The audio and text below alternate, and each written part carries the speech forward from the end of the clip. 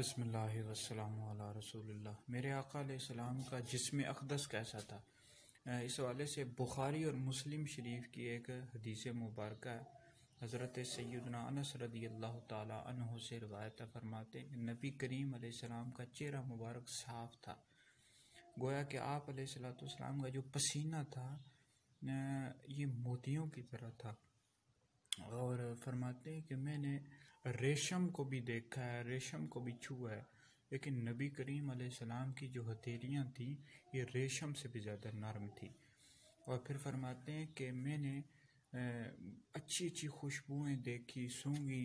अंबर एक खुशबू होती है, उसको भी देखा, उसको भी सूंघा, लेकिन हजूर अलैहिस्सलाम की जो खुशबू थी, जिसमें अक़दस से जो खुशबू आया करती थी, वो उससे भी यानी अंबर से भी ज़्यादा खुशबूदार थी। तो ये मेरे आका अलैहिस्सलाम के जिस्म अक़दस था। आप अलैहिस्सलाम चूँकि अल्लाह के महबूब हैं, तो सहाबा आपसे कितनी मोहब्बत किया करते थे।